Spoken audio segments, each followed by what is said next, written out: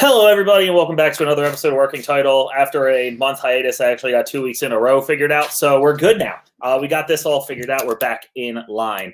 Today, we have two fantastic people. Both of them are actually going to be in the Schmoedown Draft coming up next week, I believe it is. So, very exciting, part of the Fan League 4, as we have dubbed them, shirts trademarked and will be coming out soon.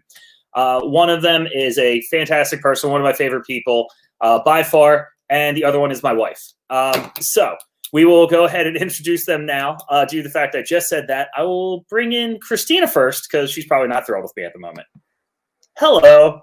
Hi, husband. How are you? I'm good. I'm ready to read the notes I wrote 30 minutes ago. At least I hope I can read them. Perfect. Your handwriting's better than mine, so I can't imagine that is going to be that difficult to do. Slopopotamus. Excellent.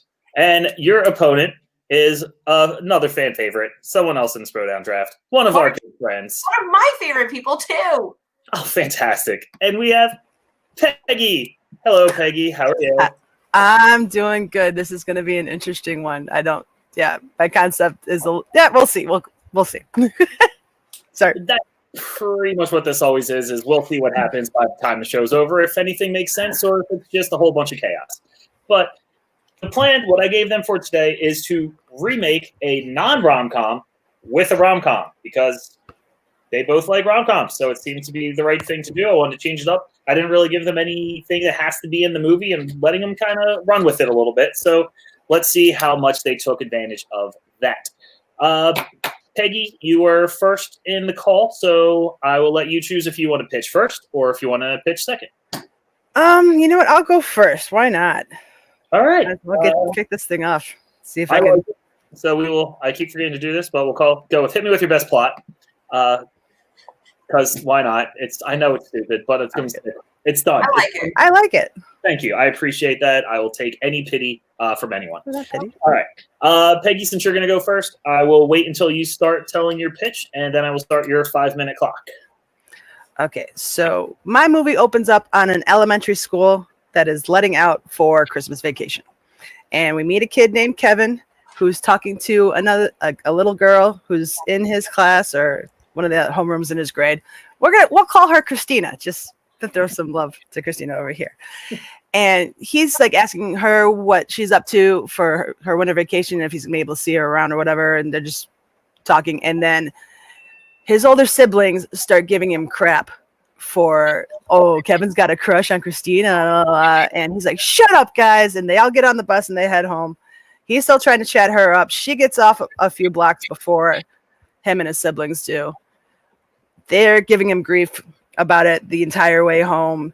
And then they get off and you see that they've got their aunt, uncle, and cousins in the driveway unloading luggage. And their uncle requests that all the kids getting off the bus come help bring the luggage into the house. And then you see the chaos that's going in this house.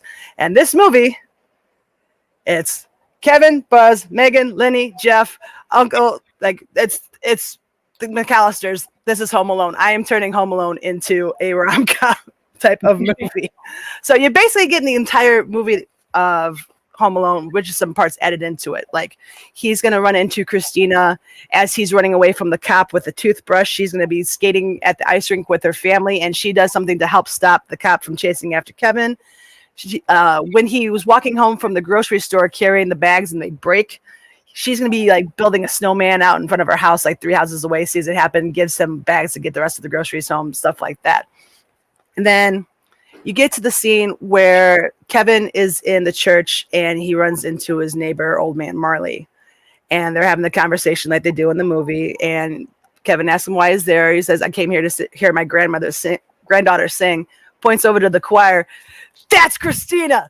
The granddaughter is the girl that Kevin has a crush on. He doesn't mention it, whatever. Or he says at that point that, yeah, he knows it from school. Because he asks in the movie, do you know her? And he says no. But in my movie, he does. And then you get the whole end scene at the end where Kevin's looking out the window, sees that the grandfather has called the son and they've made up, and he waves the tearjerker part.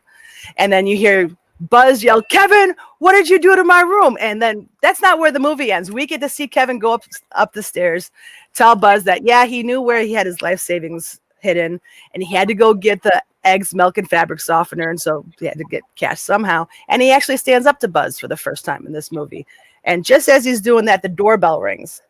So he goes down, opens the door. It's Christina saying, "Thank you for talking to my grandfather," and gives him a kiss, kind of like Joanna and Sam in Love Actually, like real sweet like that. Then she runs off, and then closing credits. So I've taken a Christmas classic and added a little romantic twist, kind of like a coming of age little kid love story within it. So that was my idea. I like it because I feel like there was always like it was weird. The girl was always there, but I didn't think they ever lived that far away. So and they seem to be about the same age, so it kind of makes sense to have. She's at the same church. They got to be in the same neighborhood. Exactly. And it's weird that he had no friends, right? Like the whole movie, like he's alone. It wasn't like, I'll just. Oh yeah, the Mike Murphy kid from across the street is also on the bus, like causing havoc and being annoying, like he is when he's going through their luggage. Oh yeah, that could suck. But yeah. No, I like it. It's very creative, a little different. You can still keep a lot of the classic of Home Alone, but add that little touch to create just a little touch comedy and something you don't see a lot is the romantic comedy between like the kids. So two kids falling in love. So it's first crushes. They stick with you. Exactly. I mean, I would say that, but I don't really know. At this point, I'm at my last crush and I'm good. So we're set. All right. That's what. Christina, that is what you are following. So what? Okay, sorry. My cat is here causing havoc. Anyway, you are up whenever you start talking. I will start your 5 minutes whenever you're ready. Okay, so I didn't go at rom-com-y as much. I just went like a dark romance. So my inspiration is from Psycho. So we start with we're in the Midwest and we meet Jessica Sims, who is a single woman who always just kind of felt like she was out of place, like she doesn't feel like she belongs over here, always felt like she had a very eccentric personality, and she thinks that maybe like trying to make it to LA, becoming an actress might be where she would fit in. Maybe she, get out some of that creativity, some of that, the thoughts in her head. So she works at a bank. Similar to the movie Psycho, she does wind up stealing the deposit from a local rich person, but not $40,000. I said $5,600. I just picked a random number, and decides to leave town. And this is the day, this is her opportunity, and starts to make her drive. So along her drive, she comes across to the McNally Motel and checks in a room. Now she's not the only one there. Not only does she meet the owner, Robert, aka Bobby. His family has a house nearby. They own the motel, but there's one other person that's renting a room. So Jessica rents the N unit, passes her next door neighbor, seeing that there's another woman that is staying there. So she feels a little bit better about being here. And then Bobby, got to talking to her and said, how about you grab some dinner with me? We can get to talking. So they just grab dinner in like his back office room, nothing crazy, a couple sandwiches. Jessica immediately becomes enamored with him and is sad when he has to leave and return to work. She even attempts to lean in to kiss him, but Bobby denies her and thinks it's not appropriate. But he does find her attractive. So Jessica's like not really like that really kind of triggered her. Like she's not really pumped about it. She starts to get ready for bed. We see Bobby in his house with his two live parents who are old and senile. But they're still concerned about his well-being. They always thought he seemed a little off, like maybe it was like a loner kid, just we're kind of worried about him. So similar to Psycho, now this is where like the famous scene comes in and Bobby goes to murder Jessica and pulls back the shower curtain to no one being in there. So Jessica is not taking a shower and Bobby hears like an altercation in the next room and runs in and finds Jessica covered in blood because Jessica actually murdered the girl that was in the room next door. So Bobby quickly gets rid of the knife and rushes to Jessica's aid to try and help her to try to clean everything up. And after they were done cleaning it up, because they're both crazy people, they go and bang it out back in Jessica's room. So after that, Jessica decides to stay for a few days. They're like all their crazy love and they're just like psychos together. you know, like Bobby keeps telling her like he understands her, you know, that he kind of feels these thoughts too.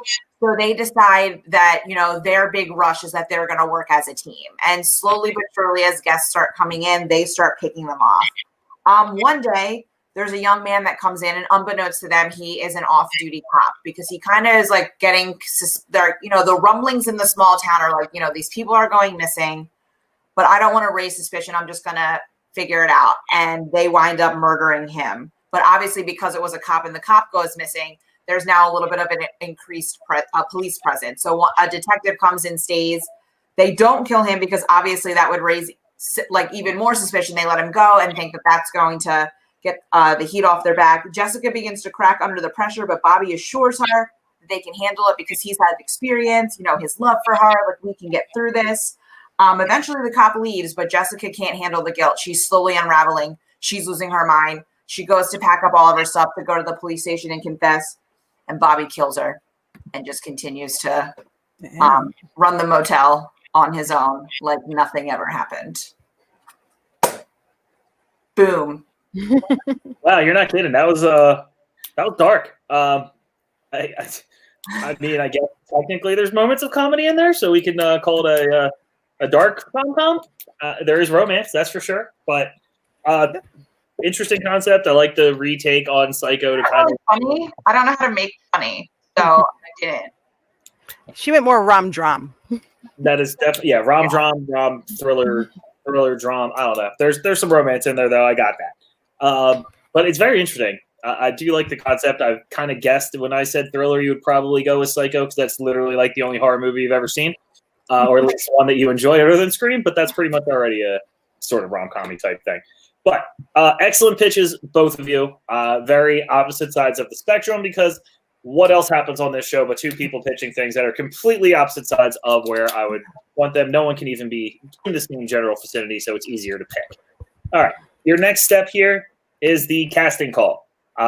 Tell me who's in your movie. If you have someone new, if you're using the old cast, if you have a director, great. If you don't, doesn't matter. I couldn't tell you what they directed anyway if you tell me. So that's pretty much how that works. Since Peggy went first in the Hit Me With Your Best Plot, Christina, would you like to tell me who you have as your cast for this dark romance? So I'll just hit with like the four, like probably the bigger characters that are in it. So Jessica's going to be played by Aubrey Plaza. I feel like she can do a pretty good lunatic. And I'm going to have Bobby be played by Miles Teller. Because I feel like he has the range to do. Has the comedic. They both have comedic aspects to them, so I could see parts of the movie with their, you know, when they're falling in love, being cute and funny, and them just kind of like being quippy with each other. But I know he also has the range to be like super dramatic. He kind of lost his mind a little bit in Whiplash, so you know he can go there. The off-duty cop, I picked Liam Hemsworth just because he's hot, and I figured I'd like to see him in the movie. And then the detective, the older detective that has to come and kind of check everything out, is going to be played by Batman himself, Michael Keaton. Nice. Yeah. Okay, very interesting. I figured this would probably be the fourth. That would be like the biggest casting. Right, makes sense. I'm sure that one of the people that get murdered will be Chris Evans, so you can just see him without a shirt on at some point. No, I'm not going to murder him. No. I didn't include Chris Evans in this movie. I don't even know who you are then. Okay. Right? Guys, I'm trying to not be so predictable. You worked. It worked this time. A lot of these were unexpected. I love Aubrey Plaza. I think that's a great casting because she definitely could be insane. You've seen that in a couple of things. She also is funny, and she has that look of someone that could very possibly murder you and would definitely be down to be in love with someone that murders people. Miles Teller, obviously great. Liam Hemsworth, congrats. You're going to see a hot dude. And Michael Keaton as a detective is great. I mean, Batman is a detective. You're bringing in a detective. Well, maybe Chris Evans has directed before, so I'll make him the director. There you go. Okay, directed by Chris Evans. At least he's in the now, and he's not even in the movie. So you're using his mind now and not his body. That's new for you. So we're going to check me out, guys. Growth. All right. Yikes. All right, Peggy, what do you got going on for your cast? Well, see, for my cast, here's the thing. I don't have to add a single person to my movie. I just have to make the granddaughter who's singing in the choir's role much, much bigger. She's getting a bigger royalty check now. So you're welcome, whatever your name is. I don't know. I don't think I didn't look it up. But I just got to take a second to commend Christina on her casting, because after telling the description, Aubrey Plaza, like perfect. I can totally envision that. So just got to throw a little nice comment before I have to start trying to crap on her idea. Perfect. Yeah, I agreed, Aubrey Plaza. And yeah, stick with the original cast. I am sure that little girl has not been in anything else and could probably use a couple extra bucks on the side. So let's get her a couple extra lines in that movie. There you go. All right, the next part. I mean, you two know each other and you like each other, but do what you can. It's the comment section. This is when. Here we go. There we go. Drew. And he's worried about you. Melissa, also with Hollywood Plaza Pick. And realize that things are normal again. There was fear. There's fear, and do not worry. Chris Evans is involved in this movie. So be practical all you want, but people do worry about you when you don't bring them up. I'll stick with Chris Columbus. There you go. So now this comment section, because if you go in the comments of a lot of things, people are assholes. So this is your time where you can be an asshole if you want. Or you can say nice things about the other persons if you feel like there's good stuff. But this is when you're telling me why your movie's the one that should be greenlit by someone that has absolutely no power at all in any sort of industry. So go ahead. I'm going to let you guys talk. If I start here and it kind of get repeated, I'll give you about a 30-second closing argument before I make my decision. So. Yeah. All right. Well, I very much enjoyed your pitch, Christina, although it sounded before you had Bobby kill Jessica off, it sounded a bit like you took Psycho and True Romance and blended it together as the same movie when you said go be psychos together, and like they were so in love because they were both kind of woo. But like, and then what? Romance. And also like it's make a non-rom-com into a rom-com. Where was the comedy? You said they're both capable of it, but where's the comedy in this other than them just banging it out between murders? Maybe they bang really funnily. Maybe. Well, I feel like I need more romance. Is Christina helping Kevin when the burglars come in? Is she helping him set up the house? Are they a duo? Are they high-fiving while they tag team two dudes? When they tag team against these two robbers? Or is it the same movie and then it's just like, oh, Kevin just likes this chick? That's basically the same movie and Kevin just likes this chick. But you run into her periodically throughout the movie, like I said, and when he's running from the cop, from when he's buying the toothbrush, and when he drops the groceries when the grocery bag's ripped. So she pops up here and there, but basically it's the exact same movie. So they just have a lot of meat cutes. If I'm going to use the reference. Yes. And I've never seen True Romance, so basically I stole Psycho and the whole plot of the Netflix show You. Of just two. Okay, that's a better comparison now that you mentioned. That's basically what I did, and because I don't know how to write funny. I'm surprised you didn't go Penn Badgley for Bobby instead of Miles Teller. Yeah, but I feel like I can write crazy in a sad, sick way. So that's what I did. Yeah, and I just take somebody else's brilliance and just kind of throw a little bit of rom-com into it, and then hey. Yeah, I mean, I'm sure they say jokes in my movie. Like, I'm sure there's laughter. I just didn't write any of it. Neither did I. Like, I wrote no dialogue for what's actually happening. It's like, oh, what are you going to do for Christmas vacation? Blah, blah, blah. Yeah. For everyone watching, I teach math for a living. I'm not creative. We're too nice to each other. Yeah, I'm not here and like shit on her idea. Not only are you guys nice to each other, but you're both tearing down your own. Like, what the hell, people? You're supposed to build this up. Oh, my God. Well, mine's obviously so great because of the romance. I said that they were in love, like, several times. It's fair. And, like, they're both funny people, so, like, they'll make a joke or, like, say something, like, a facial expression. They're going to be funny. Duh. It's Aubrey Plaza. She doesn't know how to not be funny. That's true. There's something crazy. She is crazy. So, like, my funny was insinuated by the cast that I made up. And the funny was already in my movie. I just had to add a little bit of love. Yeah, she just added the love. So, I don't have to tell you, Anthony. Every time I'm on, the show lasts like 15 minutes because Me too. And I'm okay to go 0-2. I still should have won that first one against Tony. I'm still kind of about that, but yeah. Yeah, that's why I'm actually kind of surprised you're on here. I thought you were still upset. You'd be like, "Nah, screw you." I mean, Yeah, and if you're being nice, you just wait until next week with Rue and Jacoby. They're gonna just like love each other. yeah, that one's going to be way too much love for my liking in this. Usually, the comment section is just going to be like, "No, just basically only the nicest thing in the world." All right, man, you guys are way too nice to each other, and you both brought down your own pitches, so that's fun.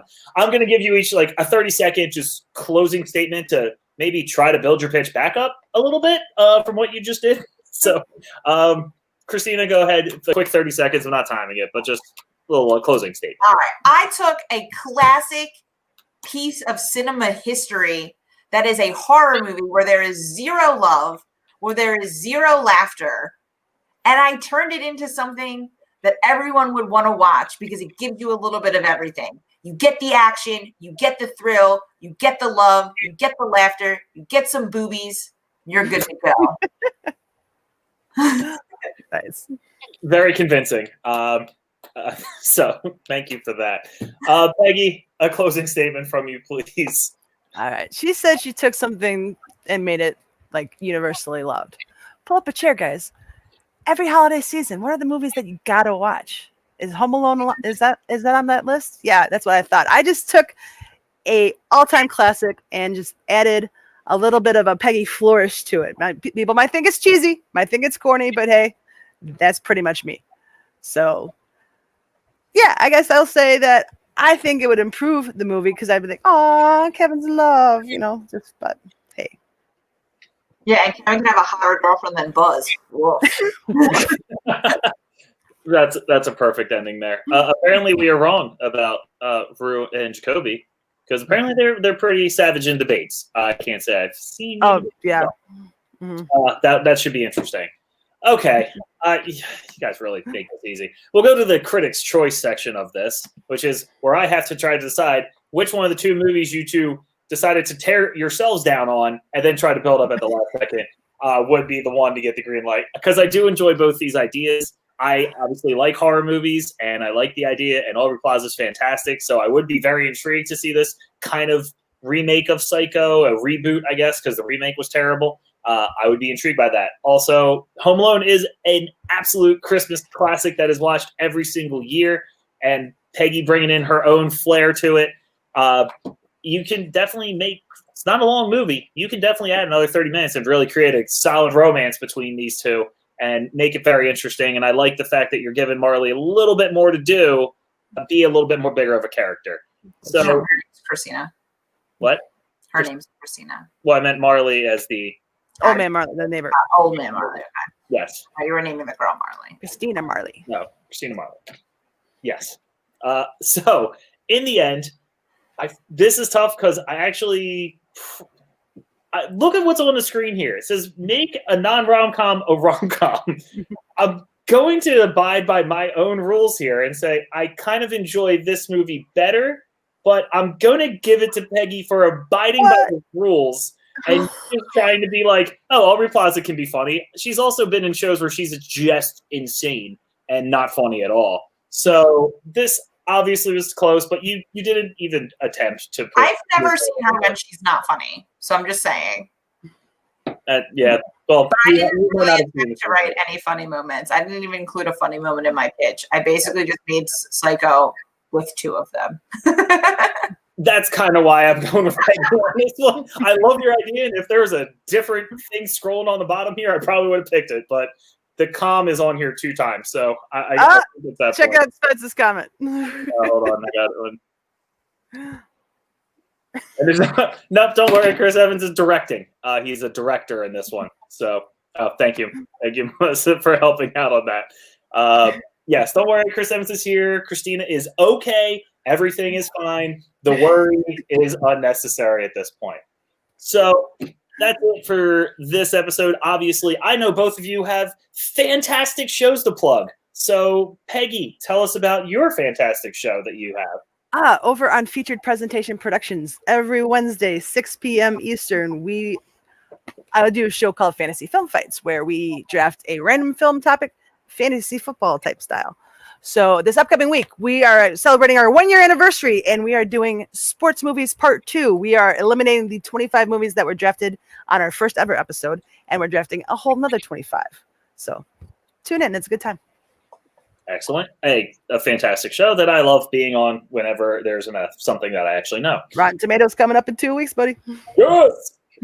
Got to keep the crew together for that one. Yep. We're getting a little bit almost too good of movies for my taste, but I'll find something. Fair. And Christina, you also have not really a show as much of a podcast, so please do that so that we can keep the Aaron happy in the background. Well, first you can check me out on this channel whenever I'm available to actually host a match. So unfortunately I wasn't available at the last one because I was making an appearance. So that's awkward. But you can also check out my podcast, which is anywhere you guys listen to podcasts, called Digesting Cinema with the one and only Aaron J, where we follow along the Feature Presentation Productions Letterbox Movie Challenge, where it's 52 weeks, 52 different movies. Come listen to our opinions about whatever movie we pick for that week. Super fun time. Make sure you pick the right movie to listen along to. Yeah, or just listen when it's your wife's thing, or whatever. What was that? I missed that. It's all right. I don't watch your show. Oh, I'll tell my story. They did Funny Girl, and I went and watched Funny Face. So and then listen to the podcast. Like what? I don't remember Barbara Streisand in this one, but maybe I fell asleep for a minute. I mean, I feel like Funny Face is probably a better movie, but I don't know. Could be wrong. I haven't seen it, so we'll see. Right. Anyway, for them, over here, obviously, we have Working Title, which anybody, if you are interested to do it, let me know. Next week, we are going to have the other two of the Fan League 4 on here, of Rue and Jacoby, who apparently, even though I think they're two of the nicest people in the world, are very good at debate. So maybe we'll see a little bit of evil out of them. I don't know. I doubt it, but we'll see what happens. Also, check out a lot of rookies are starting out here on Opening Night Trivia League. So if you're still interested and you're watching, put your name in. I'll try to get you matches. We got a lot of them coming up. So keep an eye out for all of that. Obviously, check out Feature Presentation Productions. There's a lot going on there. And, hashtag Draft Peggy, hashtag Draft Christina, hashtag Draft Rue, hashtag Draft Jacoby. All of them go to the big time. So we can say us little, us smaller people can be like, oh, we knew them at one point. And they left us. So for Peggy, Christina, myself, thank you all for watching. And remember, you don't need to know movie trivia to pitch a movie. So come on, give it a shot. It's always fun. See y'all next time. Bye, guys.